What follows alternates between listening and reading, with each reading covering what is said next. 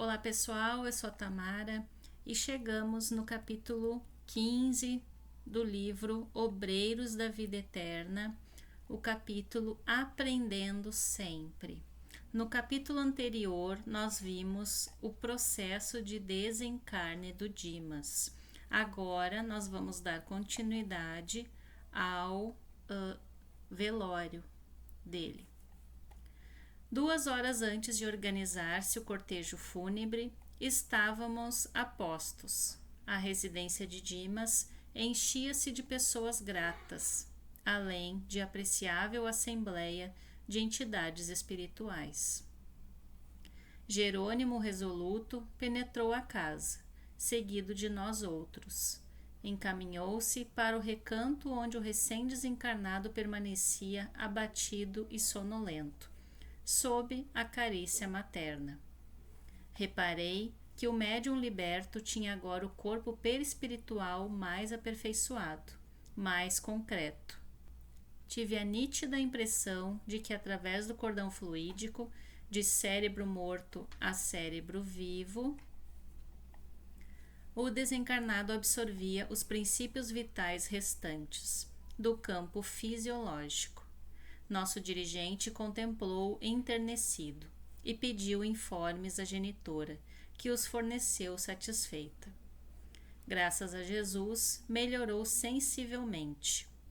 É visível o resultado de nossa influência restauradora e creio que bastará o desligamento do último laço para que retome a consciência de si mesmo. Jerônimo examinou e auscultou-o como clínico experimentado. Em seguida, cortou o liame final, verificando-se que Dimas, desencarnado, fazia agora o esforço do convalescente ao despertar, estremunhado, fim do longo sono. Somente então notei que, se o organismo perispirítico recebia as últimas forças do corpo inanimado, este, por sua vez, absorvia também algo de energia do outro, que o mantinha sem notáveis alterações. O apêndice prateado era verdadeira artéria fluídica, sustentando o fluxo e o refluxo dos princípios vitais em readaptação. Então, retomando, até amanhã, cortaremos o fio derradeiro que o liga aos despojos. Por enquanto, uma contemplação do passado, que ele está numa contemplação do passado, que se lhe descortina em visão panorâmica no campo interior, e os últimos resíduos. Retirada a derradeira via de intercâmbio, o cadáver mostrou sinais quase de imediato, de avançada decomposição. A análise do cadáver de Dimas causava tristeza. Inumeráveis germes microscópicos entravam como exércitos vorazes em combate aberto, libertando gases ocultos que revelavam o apodrecimento dos tecidos e líquidos em geral. Os traços fisionômicos do defunto achavam-se alterados, degenerando-se também a estrutura dos membros. Os órgãos autônomos, por seu turno, perdiam a feição característica, já tumefactos e imóveis. Em compensação, Dimas livre, Dimas espírito, despertava, amparado pela genitora. Abriu os olhos, fixou-os em derredor num impulso de criança alarmada e chamou a esposa, aflitivamente. Dormira em excesso, mas alcançara sensível melhora. Sentia a casa cheia de gente e desejava saber alguma coisa a respeito. A mãezinha, porém, afagando-o brandamente, acalmou-o, esclarecendo. Ouça, Dimas, a porta pela qual você se comunicava com o plano carnal, somático, cerrou-se com seus olhos físicos. Tenha serenidade, confiança, porque a existência no corpo físico terminou. O desencarnado não dissimulou a penosa impressão de angústia e fitou-a com amargurado espanto, identificando-a pela voz um tanto vagamente. Não me reconhece, filho? Bastou a pergunta carinhosa, pronunciada com especial inflexão de meiguice, para que o desencarnado se abraçasse à velhinha, gritando num misto de júbilo e sofrimento: Mãe, minha mãe, será possível? A anciã deteve-o ternamente nos braços e falou: Escute, refreie a emoção, que lhe será extremamente prejudicial. Sustente o equilíbrio diante do fato consumado. Estamos agora juntos numa vida mais feliz. Não tenha preocupações acerca dos que ficaram. Tudo será remediado como convém, no momento oportuno. Acima de qualquer pensamento que o incline à prisão no círculo que acabou de deixar, faça valer a confiança sincera e firme em nosso Pai Celestial. Ó, minha mãe, e a esposa e os filhos? A sábia benfeitora, todavia, cortou-lhe as palavras, consolando. Os laços terrenos entre você e eles foram interrompidos. Restitua-os a Deus, certo de que o eterno Senhor da vida, a quem de fato pertencemos, permitirá sempre que nos amemos uns aos outros.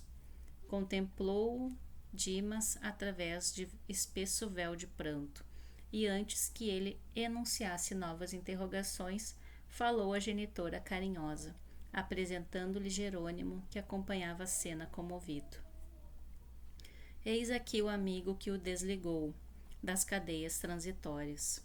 Em breve partirá você em companhia dele, buscando o socorro eficiente de que necessita.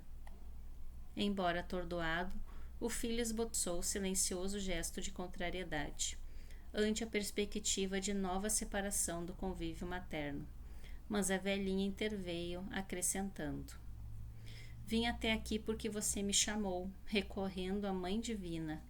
Contudo, não estou habilitada a lhe proporcionar ingresso em meus trabalhos por enquanto.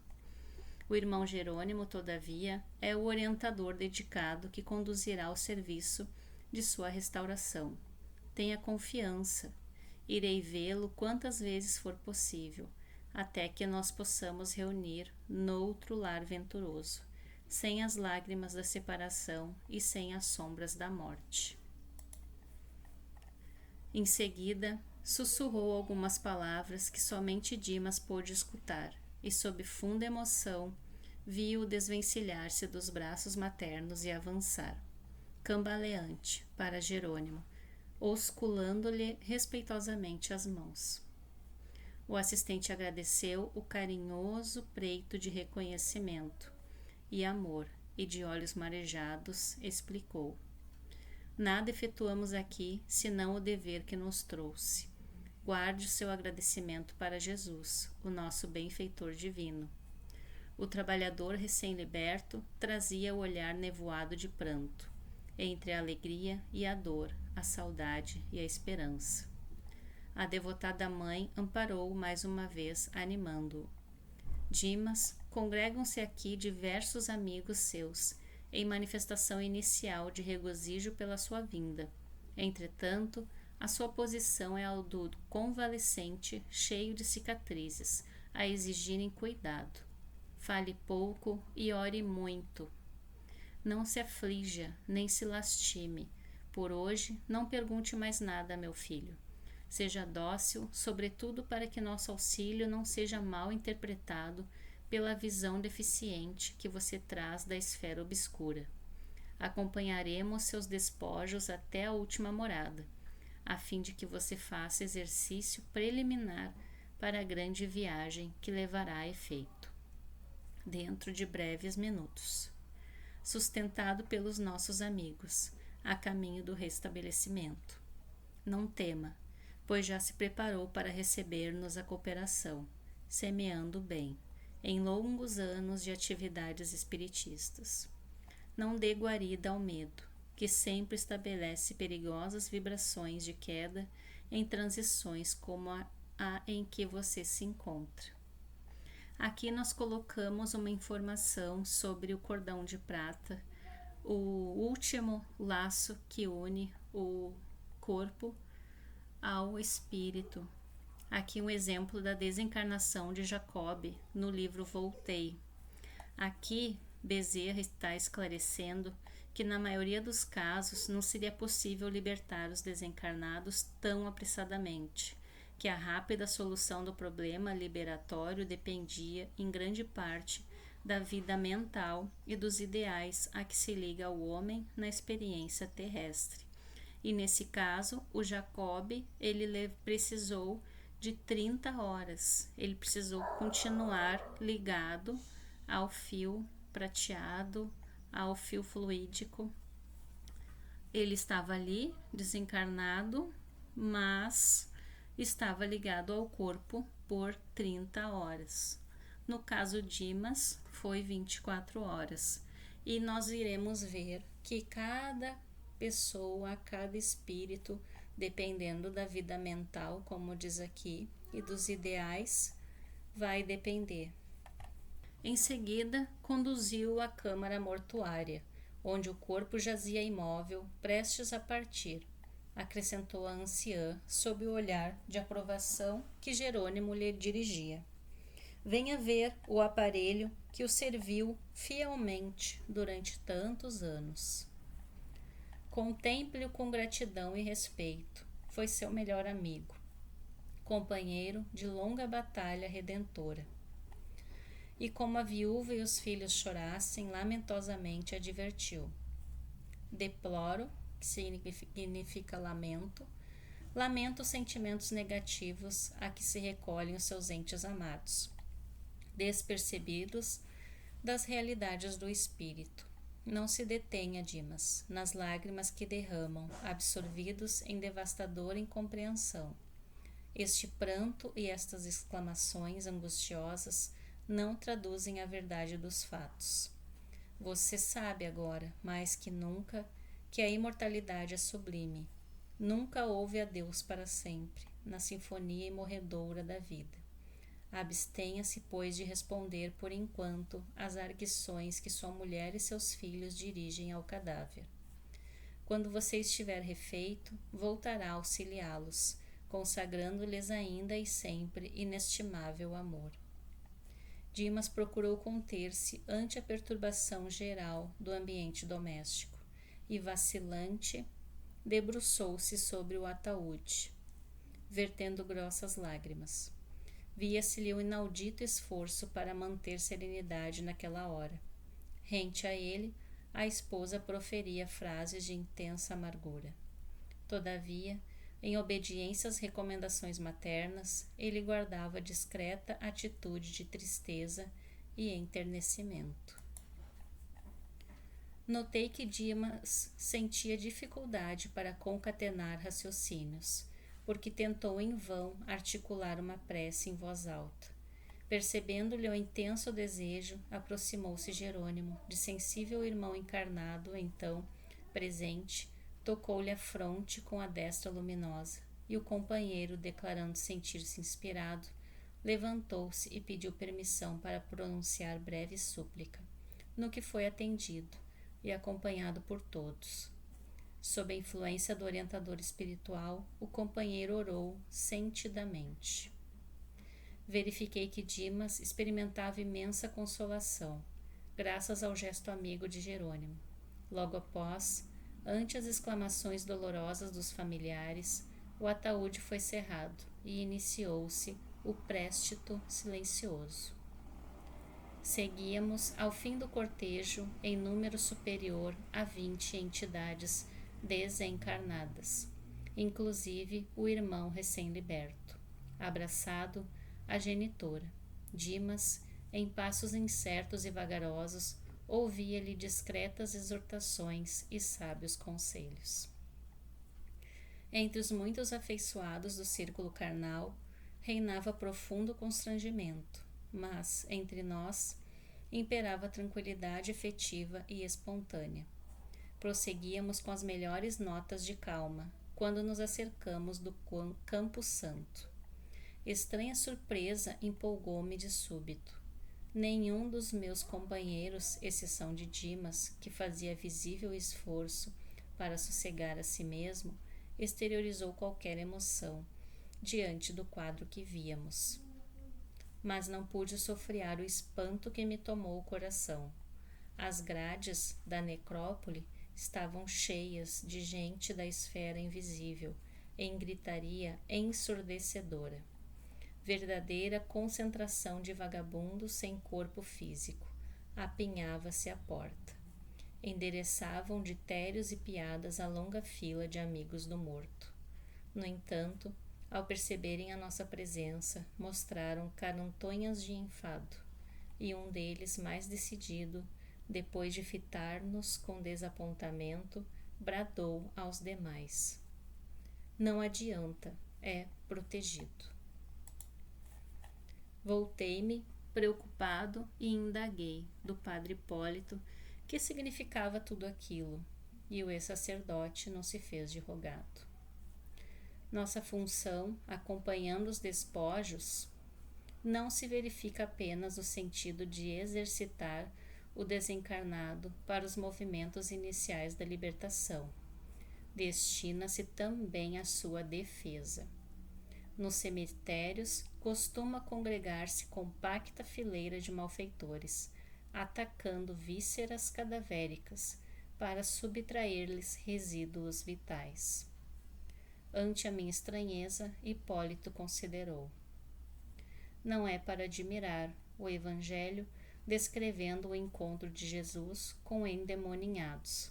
Refere-se a espíritos perturbados que habitam entre os sepulcros.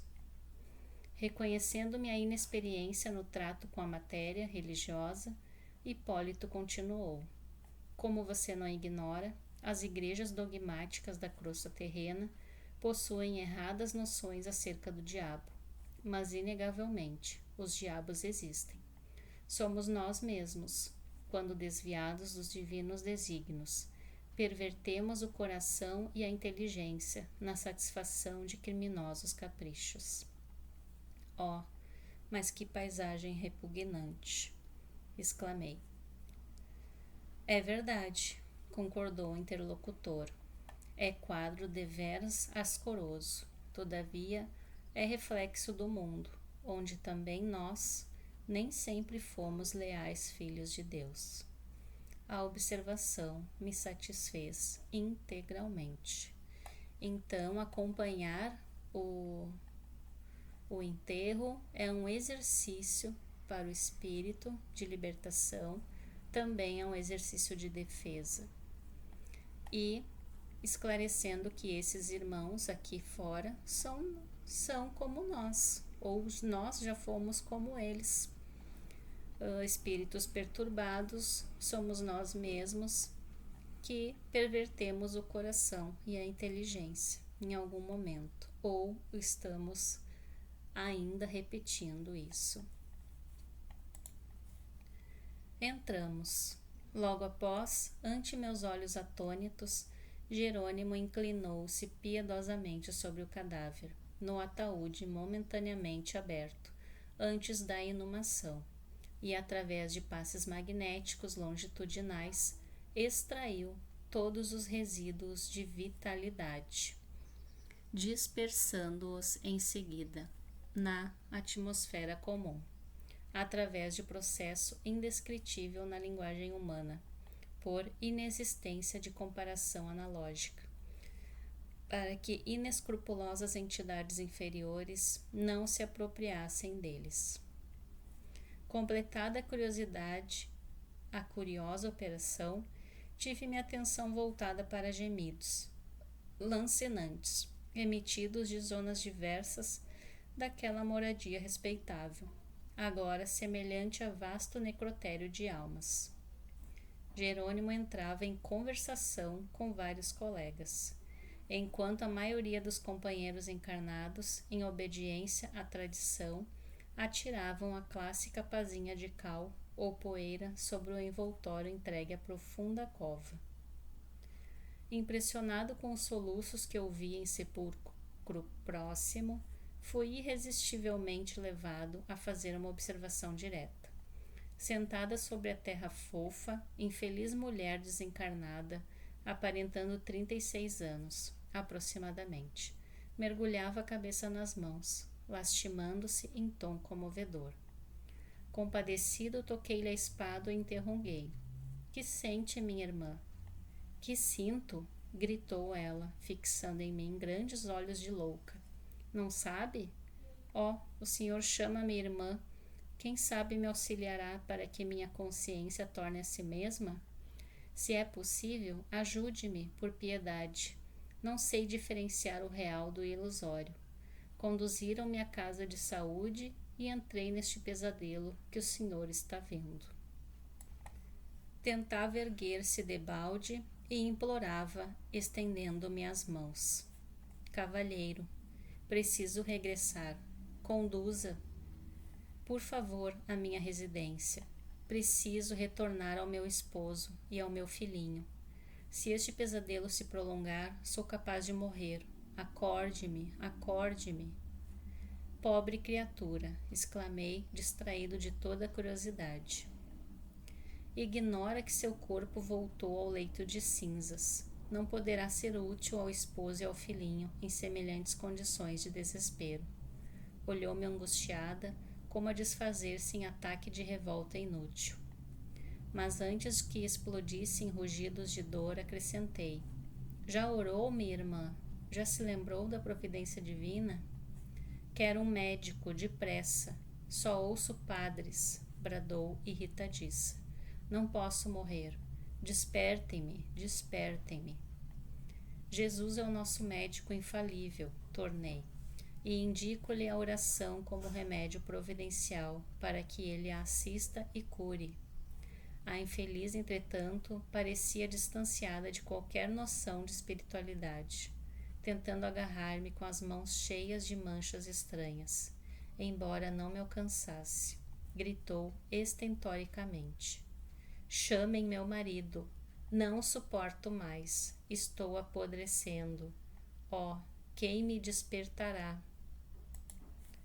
Da fúria aflita passou ao choro humilde, ferindo-me a sensibilidade.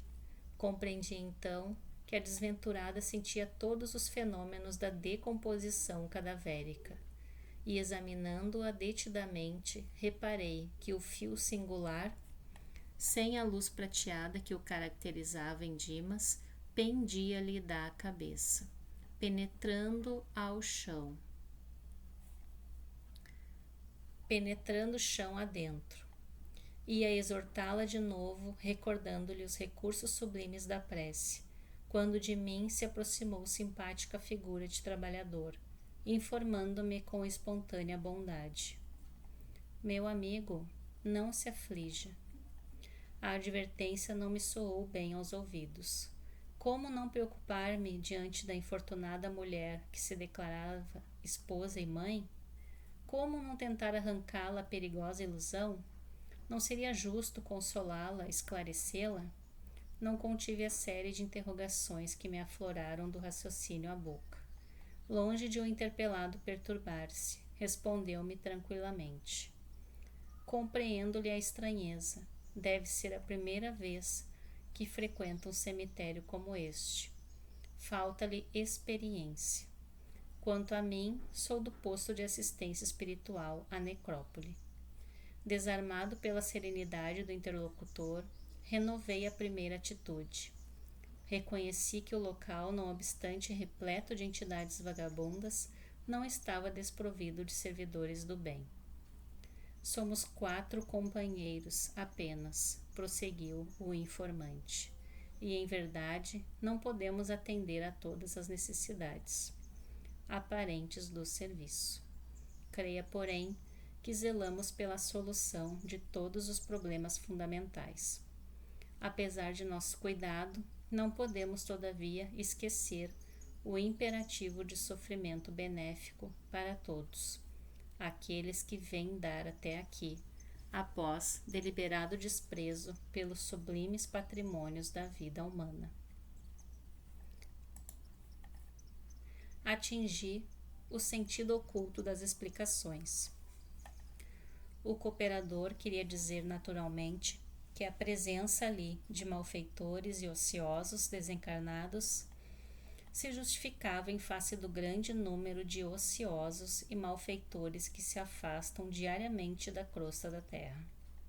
Era o similia similibus. em ação, que significa cada qual com seu igual, cumprindo-se os ditames da lei do progresso, castigando-se e flagelando-se mutuamente, alcançariam os desviados a noção do verdadeiro caminho salvador. Fitei a infeliz e expus meu propósito de auxiliá-la. É inútil, falou o guarda, equilibrado nos conhecimentos de justiça e seguro na prática, pelo convívio diário com a dor. Nossa desventurada irmã permanece sob alta desordem emocional, completamente louca. Viveu 30 e poucos anos na carne, absolutamente distraída dos problemas espirituais que nos dizem respeito. Gozou a saciedade na taça da vida física, após feliz casamento. Realizou sem qualquer preparo de ordem moral. Contraiu gravidez, situação esta que lhe mereceu menosprezo integral. Comparava o fenômeno orgânico em que se encontrava a ocorrências comuns, e acentuando extravagâncias por demonstrar falsa superioridade, precipitou-se em condições fatais. Chamada ao testemunho edificante da abelha operosa, na colmeia do lar, preferiu a posição da borboleta volúvel, sequiosa de novidades efêmeras. O resultado foi funesto. Findo o parto difícil, sobrevieram infecções e febre maligna, aniquilando-lhe o organismo. Então, essa moça, de 30 e poucos anos, sempre viveu distraída dos problemas espirituais, gozou a saciedade, teve um casamento, mas sem preparo, e uma gravidez, onde ela menosprezou o cuidado e se deixou levar por extravagâncias. Soubemos que, nos últimos instantes, os gritos do filhinho tenro despertaram-lhe os instintos de mãe, e, infortunada, combateu ferozmente com a morte, mas foi tarde. Jungida aos despojos da conveniência dela própria, tem primado aqui pela inconformação. Vários amigos visitadores, em custosa tarefa de benefício aos recém-desencarnados, têm vindo à necrópole, tentando libertá-la. A pobrezinha, porém, após atravessar existências de sólido materialismo, não sabe assumir a menor atitude favorável ao estado receptivo do auxílio superior. Exige que o cadáver se reavive e supõe-se em atroz pesadelo, quando nada mais faz senão agravar a desesperação. Os benfeitores, desse modo, inclinam-se à espera da manifestação de melhoras íntimas, porque seria perigoso forçar a libertação, pela probabilidade de entregar-se a infeliz aos malfeitores desencarnados. Indiquei, porém, o laço fluídico que a ligava ao envoltório sepulto e observei. Vê-se, entretanto, que a mísera experimenta a desintegração do corpo grosseiro em terríveis tormentos, conservando a impressão de ligamento com a matéria putrefata. Não teremos recursos para aliviá-la? Tomei a atitude espontânea de quem deseja tentar a medida libertadora e perguntei: quem sabe chegou o momento? Não será razoável cortar o grilhão? Que diz? Objetou surpreso o interlocutor. Não pode ser. Temos ordens. Por que tamanha exigência? Perguntou André. Mas antes, vamos retomar a questão 155 do Livro dos Espíritos. A separação se dá instantaneamente por brusca transição? Haverá alguma linha de demarcação nitidamente traçada entre a vida e a morte? Em uns é bastante rápido, podendo dizer-se que o momento da morte é mais ou menos o da libertação. Em outros, naquele sobretudo cuja vida foi toda material e sensual, o desprendimento é muito menos rápido, durando algumas vezes dias, semanas e até meses, o que não implica existir no corpo a menor vitalidade, nem a possibilidade de volver à vida, mas uma simples afinidade com o espírito, afinidade que guarda sempre proporção com a preponderância que durante a vida o espírito deu à matéria. Fala bem essa situação aqui que nós estamos conhecendo. Se desatássemos a algema benéfica, ela regressaria, intempestiva à residência abandonada, como possessa de revolta, a destruir o que encontrasse. Não tem direito, como mãe infiel ao dever, de flagelar com a sua paixão desvairada o corpinho tenro do filho pequenino. E como esposa desatenta às obrigações, que não pode perturbar o serviço de recomposição psíquica do companheiro honesto, que lhe ofereceu no mundo o que possuía de melhor, é da lei natural que o lavrador colha de conformidade com a semeadura.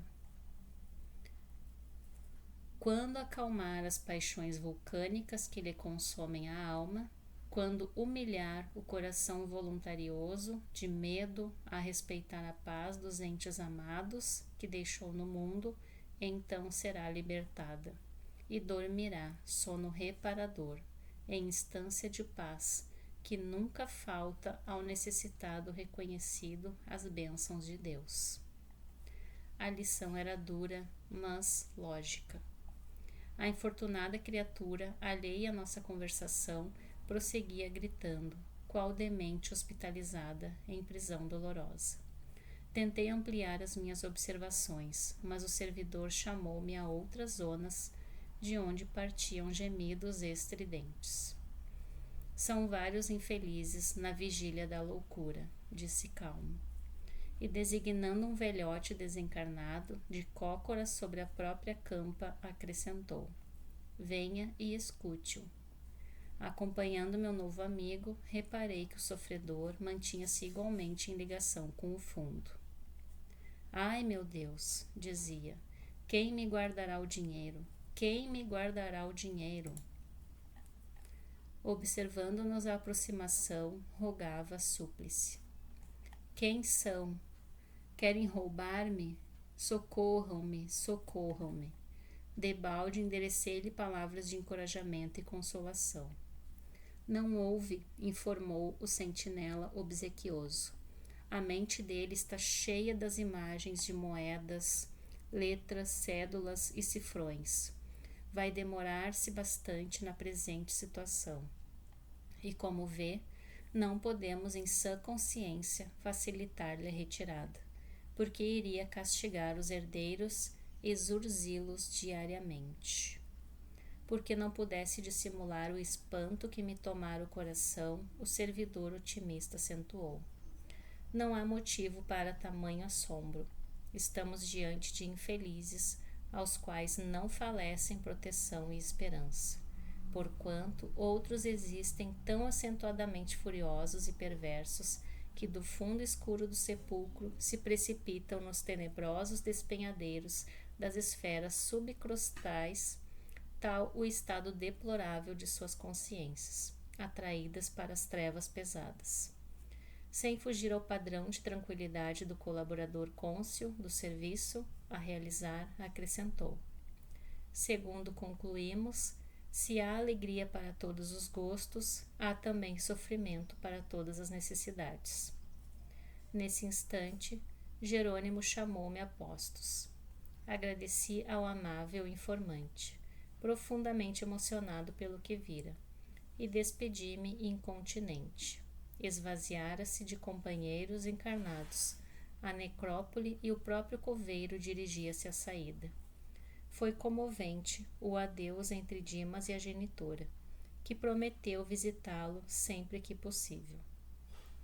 Após agradecimentos mútuos e recíprocos votos de paz, sentimos-nos, enfim, em condições de partir por nossa vez.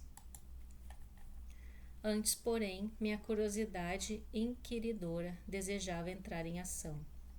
Como se sentiria Dimas agora? Não seria interessante consultar-lhe as opiniões e os informes? Testemunho valioso poderia fornecer-me para qualquer eventualidade futura de esclarecer a outrem. Em minha esfera pessoal de observação, não pudera colher pormenores, uma vez que a morte me surpreendera em absoluto alheamento das teses de vida eterna, e no derradeiro transe carnal, minha inconsciência fora completa. Nosso dirigente percebeu meu propósito e falou, bem-humorado. Pode perguntar a Dimas o que você deseja saber. Manifestei-lhe reconhecimento, enquanto o recém-liberto aquecia bondoso aos meus desejos. Sente ainda os fenômenos da dor física? Comecei. Guardo integral impressão do corpo que acabei de deixar, respondeu ele delicadamente. Noto, porém, que ao desejar permanecer ao lado dos meus e continuar onde sempre estive durante muitos anos, volto a experimentar os padecimentos que sofri. Entretanto, ao conformar-me com os superiores desígnios, sinto-me logo mais leve e reconfortado. Apesar da reduzida fração de tempo em que me vejo desperto, já pude fazer semelhante observação. E os 5 sentidos tenho-os em função perfeita. Sente fome?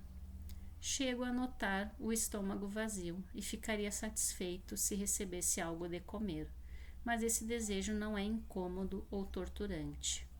E sede? Sim, embora não sofra por isso. Ia continuar curioso o inquérito, mas Jerônimo, sorridente, desarmou-me a pesquisa asseverando.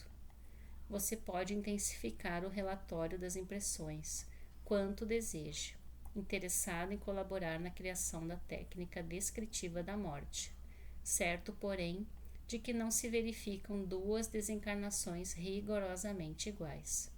O plano impreciso depende da posição espiritual de cada um.